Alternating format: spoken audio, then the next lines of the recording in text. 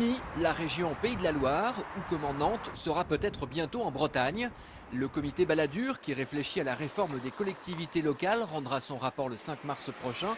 Mais on sait déjà qu'il prévoit de redessiner la France en 15 régions au lieu de 22.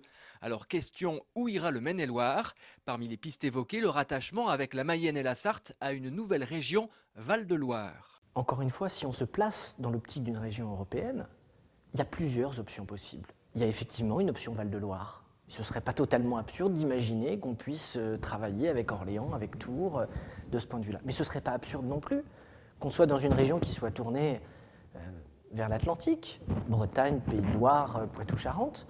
Ça ne me choquerait pas, je pense qu'il y aurait là aussi une unité territoriale. De son côté, Jacques Auxiette rappelle que la plupart des régions sont à gauche.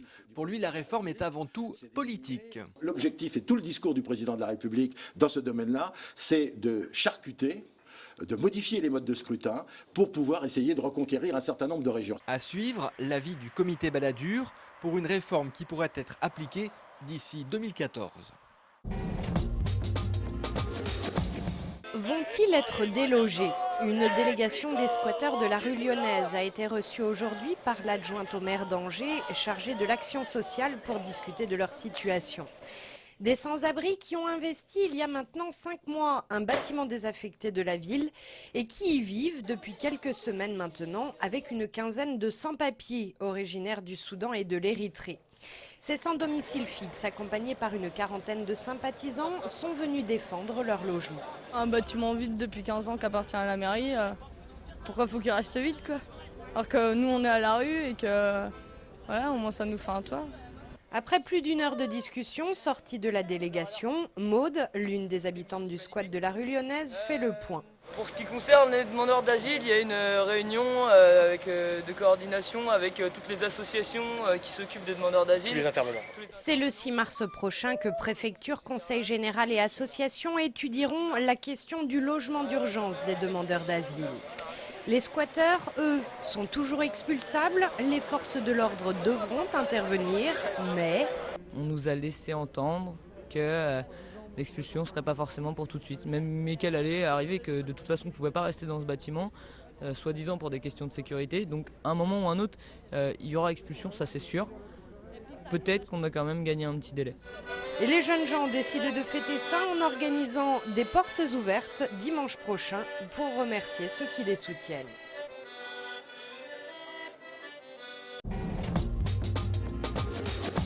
Ce n'est pas la caisse d'Angers qui absorberait la caisse de Cholet, non.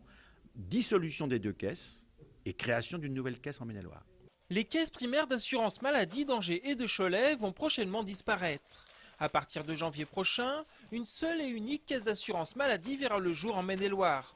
L'objectif est clair, faire des économies sur le fonctionnement en mutualisant les compétences de ces deux caisses. On sait que les dépenses de santé vont augmenter du fait du vieillissement de la population. Donc, notre priorité, c'est de financer des moyens, même s'il faut le faire, mais c'est de répondre aux besoins de nos publics.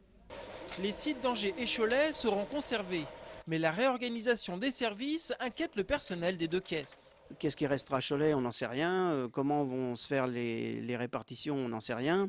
Mais ce qui est certain, c'est qu'à un moment donné, les Choletais seront amenés à se déplacer sur Angers, ça c'est sûr. Les craintes, ce sont les mobilités forcées. Il n'y en aura pas. Les craintes, c'est de savoir de perte de métier, mais dans ces cas-là, il y aura peut-être, et j'espère que le personnel s'engagera dans des formations dites qualifiantes qui leur permettra, le cas échéant, de changer de métier pour ceux qui veulent et d'être un nouveau challenge pour eux. Pour les bénéficiaires de la caisse d'assurance maladie, la fusion sera quasiment invisible. Avec le passage à une caisse départementale, les assurés pourront désormais être reçus dans n'importe quel point d'accueil du Maine-et-Loire, et ce, quel que soit le lieu de travail ou de domiciliation. À partir du 1er mars, notez ce numéro qui pourra vous être très utile pour trouver une pharmacie de garde dans le Maine-et-Loire. Le 3237, mis en place par le syndicat des pharmaciens, vous permet d'obtenir le nom et l'adresse de la pharmacie de garde la plus proche sur une commune recherchée. La première pharmacie de garde entre 19h30 et 9h, est accessible directement à l'adresse suivante. Le 3237 devrait se généraliser partout en France. Ce service est facturé 34 centimes d'euros la minute.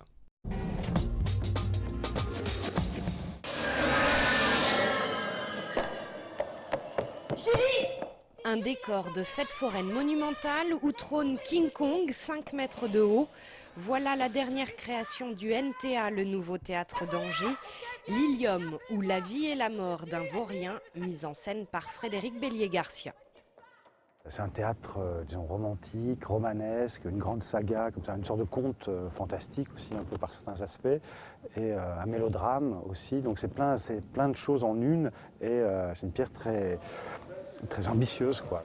L'Ilium du grand auteur hongrois Ferenc Molnár, c'est l'histoire d'amour d'un bonimenteur de foire pour qui il est bien difficile d'exprimer ses sentiments. Pour incarner l'Ilium, Frédéric Bélier-Garcia a choisi Racha Bukvik, un grand acteur serbe qui joue pour la première fois au théâtre en France. Il a cette grâce, cette force, cette naïveté, puis l'accent aussi permet aide à faire passer ce mélange de séduction et de brutalité comme ça qui caractérise l'Ilium. Moi, je vais avoir un bébé. Un vaurien qui espère ne pas le rester toute sa vie, le personnage a tout de suite séduit Racha Bukvik. Ça m'a donné envie en fait de jouer parce que voilà, comme je viens de Balkan, Hongrie n'est pas loin. Alors je peux comprendre aussi cette situation sociale de ces gens-là qui vit à margine de la société. Et je m'ai beaucoup amusé dans la lecture. Et c'est pour ça en fait, voilà, que j'ai accepté le rôle. 10 comédiens et comédiennes et beaucoup de bruit, l'Ilium, c'est du théâtre grand format à découvrir dès demain et jusqu'au 12 mars au Quai. Vos cochonneries où vous voulez, mais pas chez moi.